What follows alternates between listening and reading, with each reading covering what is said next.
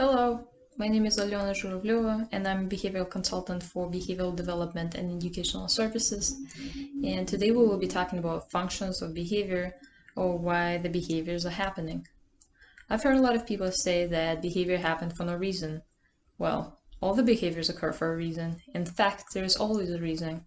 Sometimes it can be clear and sometimes not. Knowing that reason or the function is important because sometimes we're rewarding behaviors without even realizing it. So let's talk about them. There are four functions of behavior: sensory, escape, attention, and tangible. First, we will talk about sensory. Sensory is when an individual behaves in a certain way to meet a sensory need, or when it feels good or sounds good. Learner may engage in certain behaviors because it's internally rewarding, or in other words, the sensation of feeling good. Behaviors that are maintained by sensory function will occur across all environments with a variety of different people, and even when others are not there.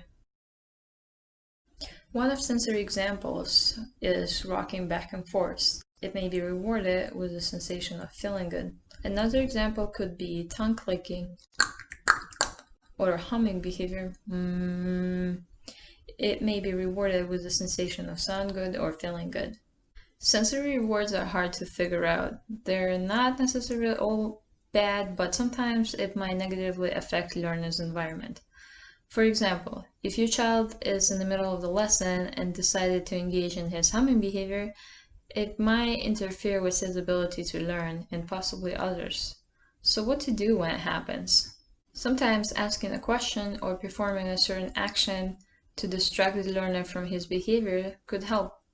Another way to say it, we need to interrupt whatever the learner is doing. For example, when the child engages in tongue clicking or humming behavior, ask him a couple of easy questions that he can answer.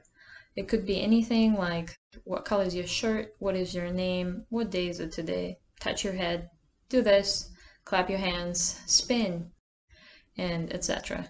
You would be interrupting his tongue-clicking behavior or humming behavior by asking a question or asking to perform a certain action. Escape function is when individual behaves in a certain way to get out of task or demand. For example, if you told your child to pick up his toys and he begins to cry, you might say, well, I guess we can pick it up later. So a child successfully escaped your demand of picking up toys, and in the future will likely to cry again every time you ask him to pick up toys. So what can you do when the function is escape? One of the things is that you can offer your child a help by asking, hey, do you need help? If he says yes, you would pick up toys with him. Why offering help? There could be a possibility that the task you're asking to complete is too hard for the child. You can also use a grandma's law, which is first and then. First you eat your broccoli, and then you get a cookie. In the example with picking up toys, you could say something like, first you pick up your toys and then you can watch TV, or first you can pick up your toys and then I'll give you an ice cream. The completion of demand needs to be rewarded immediately, within seconds, or it won't be as effective. Another technique you can use is offering a choice. Do you want to pick up blocks or cars? Try very hard not to reward tantrum behavior by letting your child get out of cleaning up. Otherwise, it will occur more frequently in the future. Attention function is when individual behaves in a certain way to get attention from other people that are around them. There can be a lot of different forms of attention, like looking at your child, talking with your child, giving help, laughing at the child, and even reprimanding your child. It doesn't always have to be positive. For example, let's imagine you and your child having a breakfast and you're sitting on your phone texting for a long period of time, eating your cereal and not interacting with your child. All of a sudden the child begins to scream and you ask, oh, what happened? Are you okay, etc.? Provide attention. Child learns that screaming will get attention from their parent, and in the future he'll likely to scream more. So what can you do to avoid that kind of behavior? Teach your child more appropriate way of getting attention, for example, tapping on the shoulder or saying, "Excuse me." You would need to show him how it's done. Every appropriate response needs to be rewarded with a lot of attention because that's the function. Child then learns by tapping on the shoulder will result in a lot of attention, and he will likely to do it more in the future. Another tip, try to give positive attention many times throughout the day and try your best to ignore undesired attention seeking behavior. Tangible function is when individual behaves to gain access to a certain activity or item.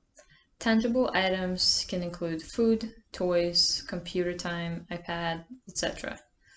For example, your child goes up to his sibling at home and pushes him, and as a result gets a toy car. Your child may learn that pushing others will result in getting access to toys.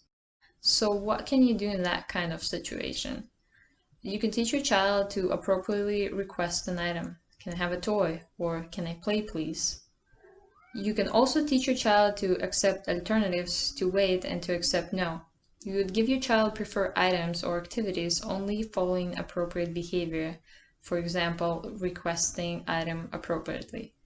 And you won't give them preferred items or activities when problem behavior occurs. When you see a behavior, think about it. What's the function? It might help you understand why your child is behaving in a certain way and will help you to act according to the function without rewarding problem behaviors. If you have any questions, please email at parentsupport@bds.org. And I hope you guys enjoy my video, and I hope you have a wonderful day. Thank you for watching.